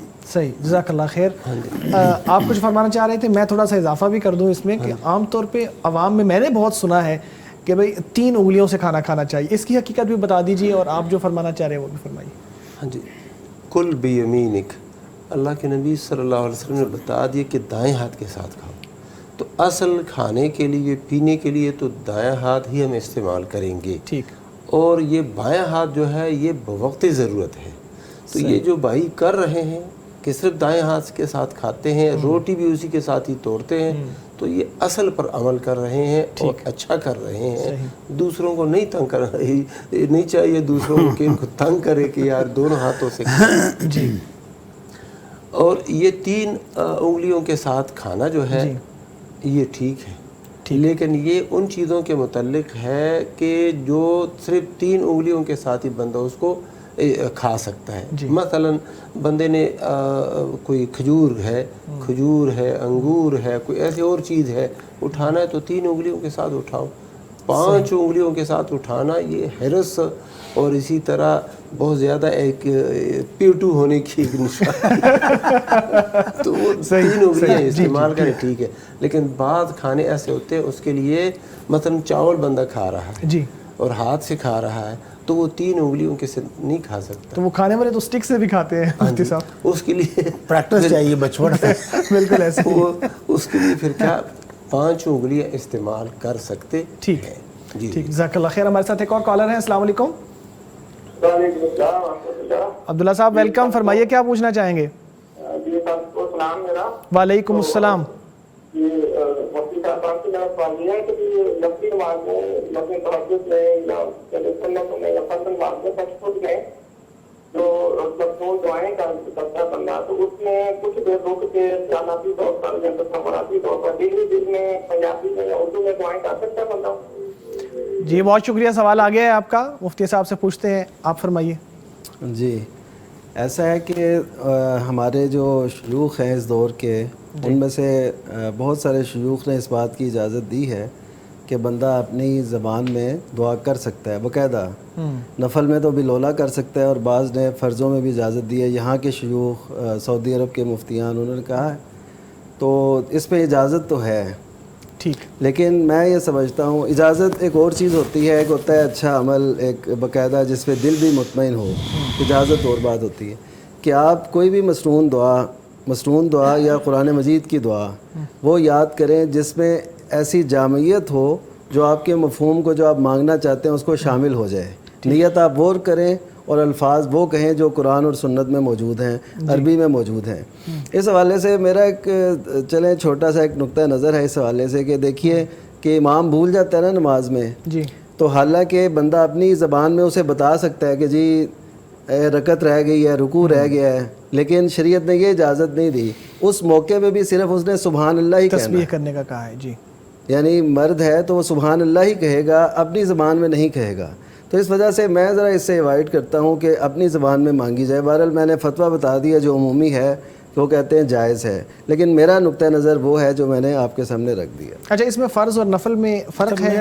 میرے خیال میں جو جن علماء کرام نے اپنی زبان میں دعا کرنے کی اجازت دی ہے نا, تو انہوں نے ایسے بندے کو اجازت دی ہے جو ابھی نو مسلم ہیں. ٹھیک. جس کو ابھی عربی کلمات آتے نہیں ہیں. صحیح. جو ابھی دعائیں سیکھنا باقی ہیں, اس کو دعا سیکھی کوئی نہیں ہے, تو اس کو مجبوری ہے کہ وہ اپنی دعا اپنے الفاظ میں دعا کر لے. اور جو ماشاءاللہ پرانا مسلمان ہے, قرآنی دعائیں اس کو یاد ہیں, مسنون دعائیں یاد ہیں, تو وہ اپنی زبان استعمال نماز میں نہیں کرے, وہ وہی مسنون دعائیں مانگے. اور جامع ترین کی مفتی صاحب نے بات کی کہ جامع ترین دعا مانگ لے. تو ربنا آتنا فی الدنیا حسنہ وفی الآخرۃ حسنہ وقنا عذاب النار، یہ ایک ایسی جامع دعا ہے جس میں دنیا کی ایک ایک چیز جو بھی آپ مانگنا چاہیں وہ حسنہ کے اندر شامل ہے. شادی کرنی ہے، گاڑی لینی ہے، گھر خریدنا ہے، فلاں فلاں فلاں جو بھی مانگے، اور آخرت کی جو چیز بھی مانگنی وہ بھی حسنہ میں شامل ہے. تو آپ نے جس چیز کے لیے بھی دعا کرنی یہی دعا ایک ہی یاد کر لیں کافی ہو جائے گی. ٹھیک. ہاں جی. اچھا جی، میں بھی کچھ جی فرمائیے. اضافہ کر دوں. اہل علم بتا رہے ہیں، آپ شیخین کے درمیان بیٹھے ہیں اور شیخ ہیں ماشاءاللہ، فرمائیے. یہ جو ہے نا سوال سے مجھے یہ سمجھ آئی کہ بندہ تہجد پڑھ رہا ہے اور بعض چیزیں جو اس کے ذہن میں ہے نا وہ تصور ہی کرتا ہے، جی ان دل میں مانگ رہا ہے، تصور کر رہا ہے، تو یہ دعا نہیں ہے. ٹھیک. وہ صرف تصور ہے، خیال ہے. دعا وہ ہے جو آپ زبان استعمال کریں، زبان کو ہلائیں، قراءات الفاظ پڑھیں، وہ بلند آواز سے ہو یا آہستہ آواز سے ہو، تب وہ دعا ہے. وہ باقی تو ایک خیال ہے جو آپ کر رہے ہیں، فکر ہے، تو اس کو دعا نہیں کہہ سکتے.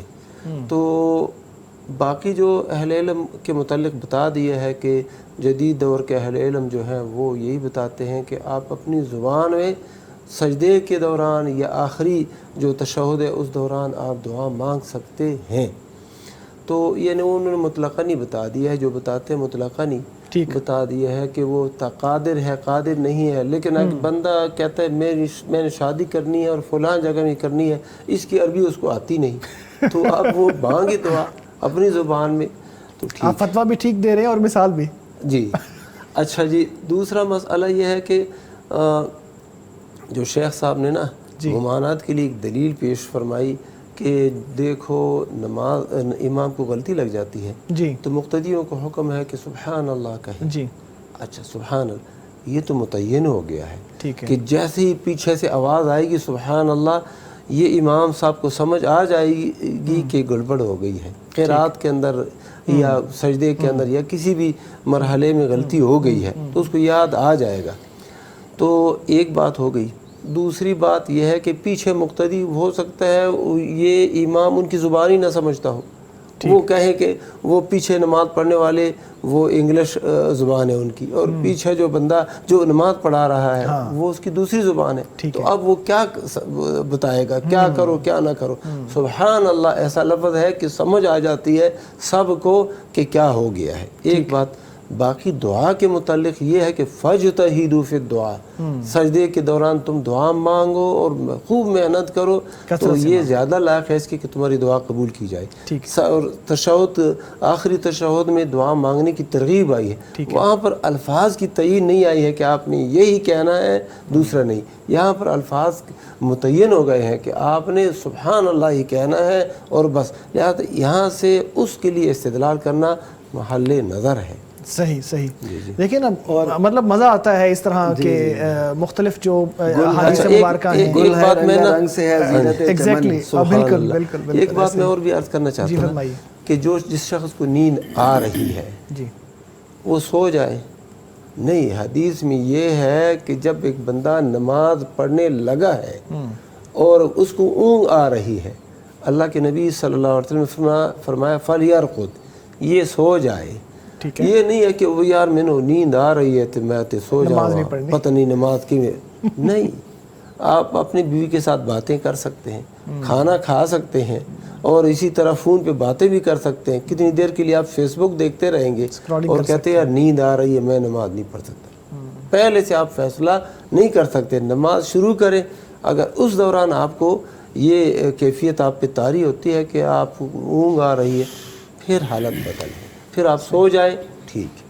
اچھا میرا خیال ہے میں نے عرض بھی کی تھی کہ نفل اور فرض میں کوئی فرق بھی کرتے ہیں غیر عربی حوالے سے؟ جی ہاں فرق کرتے. بعد اہل علم یہ کہتے ہیں کہ نوافل جو ہے نا اس کے اندر وسعت ہے، جبکہ فرائض میں اتنی وسعت نہیں ہے، اس کے اندر وہ پابندی بہت کرنی پڑتی ہے.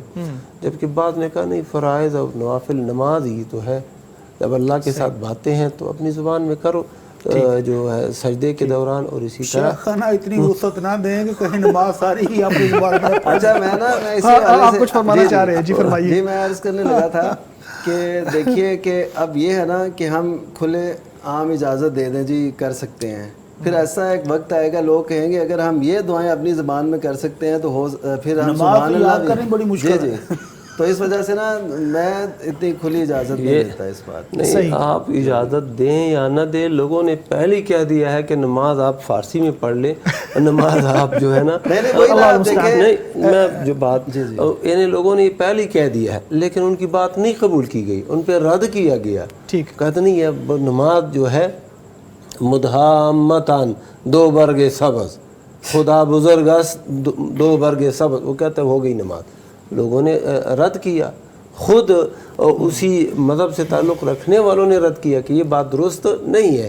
تو ایسی بات بھی نہیں ہے، خطرہ نہ محسوس کریں اور انشاءاللہ اہل علم پہلے اجازت دیں پھر رد کریں تو ضرورت کیا. اللہ اکبر. یعنی اولا اور اہم یہ ہے کہ عربی میں سب کو نماز آنی چاہیے بنیادی طور پر، اور جامع جو دعائیں ہیں وہ جو ہے نا عربی زبان میں جو ہے نا بات یہ ہے کہ اگر آپ ادھر یہ کہتے ہیں وہی لوگ ادھر سے استدلال کرتے ہیں کہ آپ کھڑے ہوتے ہیں اور خطبہ جو ہے وہ عربی زبان میں نہیں دیتے بلکہ اپنی زبان میں دیتے ہیں. اللہ کے نبی صلی اللہ علیہ وسلم تو عربی زبان میں خطبہ دیتے تھے، صحابہ بھی. یہاں پر جو ہے نا دوسرے لوگ بھی آ جاتے ہیں. بہر صورت ایک اختلاف ہے لیکن آسانی کی طرف جانا چاہیے. بہر صورت مطلب یہ ہے کہ علماء کرام نے مختلف آراء اس حوالے سے پیش کی ہیں. تو دین جو ہے وہ کسی ایک رائے کے اوپر موقوف نہیں ہوتا. اب دلائل کی بنیاد کے اوپر جس شخص کو جو چیز صحیح لگتی ہے وہ اس کے اوپر عمل کرے، اور اس میں تو کوئی اختلاف نہیں ہے نا کہ اولا یہ ہے کہ عربی رکھے. بالکل جی. اور اگر پنجابی میں دعائیں کرنی ہیں تو چلیں نماز کے علاوہ کر لیں، نماز کے بعد میں کر لیں، یا اگر نماز کے دوران بھی کرنی ہے تو اجازت کہیں نہ کہیں موجود ہے الحمدللہ. نفل نمازوں میں کر لیں. مفتی صاحب آپ کا بہت شکریہ پروگرام میں تشریف لانے کے لیے، شامل ہونے کے لیے. بہت استفادہ کیا آپ سے ہم نے. مفتی عبدالولی صاحب آپ کا بھی بہت شکریہ اس پروگرام میں تشریف لانے کے لیے. استفادہ ہم نے بھی کیا آپ سے اور ناظرین نے بھی یقیناً کیا. آپ کے ہونے سے ہمیں بھی بہت فائدہ ہوا. اللہ آپ کو خوش رکھے. کیونکہ ایک عالم فاضل شخص اینکر ہو، سبحان اللہ، مزہ آتا ہے. اللہم اغفر لی ما لا یعلمون واجعلنی خیرا مما یظنون. مفتی صاحب آپ کا بھی بہت شکریہ اس پروگرام میں تشریف لانے کے لیے. آپ سب نے پروگرام کو 4 چاند لگائے ہیں. اللہ آپ کے درجات کو بلند کرے، قبول فرمائے. ناظرین یہ تھا پیغام آج کا کہ اللہ کے ساتھ جڑ جائیں، اور یہ جو 10 دن آئے ہیں برکت والے، عظیم ترین دن جن کو کہا گیا ہے دنیا کے، ان کو غنیمت جانیں، کثرت سے نیکیاں کریں. اللہ تعالیٰ میری اور آپ کی نیکیاں قبول فرمائے اور توفیق بھی عطا فرمائے. السلام علیکم ورحمۃ اللہ وبرکاتہ. لبیک اللہم لبیک، حرم کی مقدس فضاؤں میں گم ہوں میں، جنت کی ٹھنڈی ہواؤں میں گم ہوں. حرم کی مقدس فضاؤں میں گم